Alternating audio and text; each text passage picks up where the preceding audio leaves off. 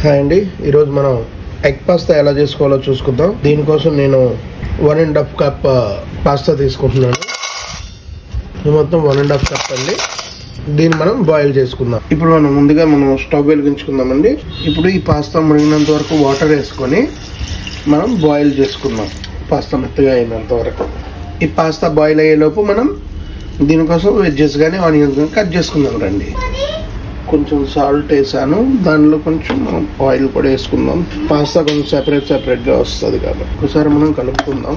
So అంటుకోకుండా ఉండడం కోసం ఇది మనం ఒకసారి స్టిర్ చేసుకుందాం. సో ఇప్పుడు ఫుల్గా బాయిల్ అవుతుంది. ఇవన్నీ మనకి పాస్తా బాయిల్ అయిపోయింది. ఇప్పుడు మనం దీన్ని స్ట్రెయిన్ చేసుకుందాం. పాస్తాని స్ట్రెయిన్ చేసేసుకున్నాను. స్ట్రెయిన్ చేసేసుకున్న తర్వాత మనకి చాలా సాఫ్ట్గా ఉడికాయి, చాలా బాగుంటాయి. ఇప్పుడు మనం ఇవి కట్ చేసుకుందాం. దీనికి కావాల్సినవి 2 ఉల్లిపాయలు, 3 వెల్లుల్లి రబ్బలు, చిన్న అల్లం, కొంచెం కొత్తిమీర, 1 పచ్చిమిర్చి.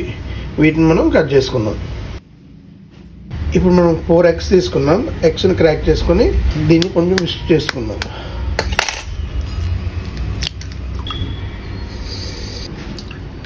ఇందులో మనం కొంచెం ఉప్పు, కొంచెం కారం వేసి బాగా మిక్స్ చేసుకొని బాగా మిక్స్ చేసుకున్నాం కదండి. స్టవ్ వెలిగించుకొని కొంచెం ఆయిల్ వేసుకుందాం. దీనిలో ఆయిల్ వేసుకొని ఆయిల్ కొంచెం అయిన తర్వాత మనం కట్ చేసుకున్న ఆనియన్స్ వేసుకుందాం. ఆనియన్స్ని బాగా సాటే చేసుకుందాం. ఇది మనం తీసుకున్న క్వాంటిటీ 1.5 కప్పే కాబట్టి ఎక్కువ ఆనియన్స్ పడవండి. మనకి చిన్నవి అయితే 2, పెద్దదైతే 1 సరిపోతుంది. మిర్చి, అల్లం అండ్ వెల్లుల్లి కూడా వేసుకుందామండి. మీకు కావాలంటే మీరు అల్లం వెల్లుల్లి పేస్ట్ కూడా వాడుకోవచ్చు, కానీ నాకు అవి తగులుతుంటేనే బాగుంటుందండి నోటికి. అందుకనే నేను అల్లం వెల్లుల్లి పీసెస్ వేసుకున్నాను. ఇవి బాగా సాటే చేసుకున్న తర్వాత మనం ప్రిపేర్ చేసుకున్న ఎగ్ మిక్చర్ ఉంది కదండి, ఎగ్ది వేసుకుందాం. నేను కొంచెం ఎగ్ ఎక్కువ తింటానండి, అందుకని 4 ఎగ్స్ వేసుకున్నాను. మీరు ఒకవేళ తక్కువ తింటారంటే ఒక 2 ఎగ్స్ అయినా వేసుకోండి. మినిమం 2 ఎగ్స్ లేకపోతే మనకి టేస్ట్ బాగోదు.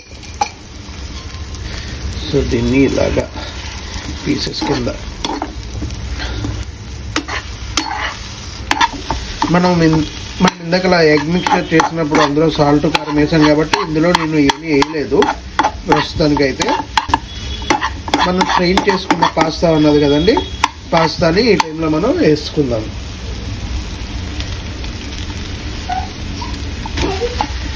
సో ఈ పాస్తాని వేసుకొని మనం ఒక జెంటిల్ మిక్స్ ఇవ్వాలి. సో ఎగ్ ప్లస్ పాస్తా బాగా మిక్స్ అవుతుందండి.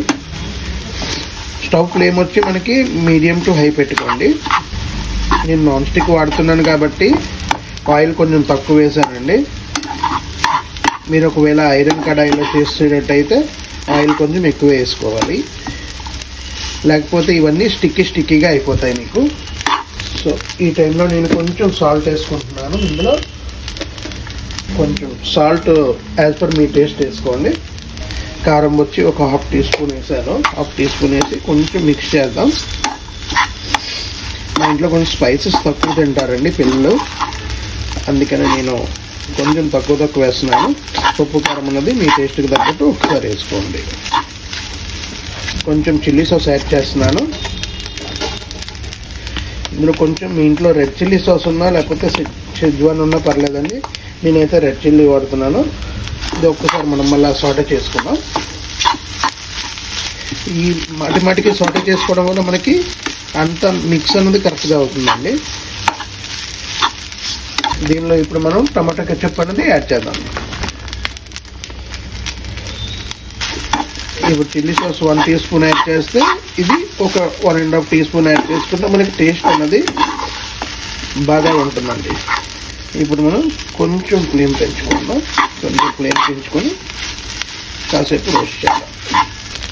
దీనిలో మనం ఇప్పుడు సోయా సాస్ యాడ్ చేసుకుందామండి. సోయా సాస్ అనేది కంప్లీట్గా ఆప్షనల్. మీకు కలర్ కావాలి అంటే యాడ్ చేసుకొని, లేకపోతే లేదు. దాంతోపాటు కొంచెం వెనిగర్,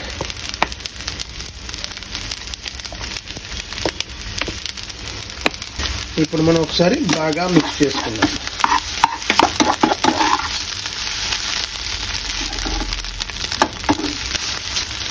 దీనిలో మనం కొంచెం కొత్తిమీర యాడ్ చేసుకొని దించేసుకుంటే అయిపోయింది. మనం ప్లేటింగ్ స్టార్ట్ చేసుకోవచ్చు. ఇంకా అండి, యమ్మీ యమ్మీ ఎగ్ పాస్తా రెడీ.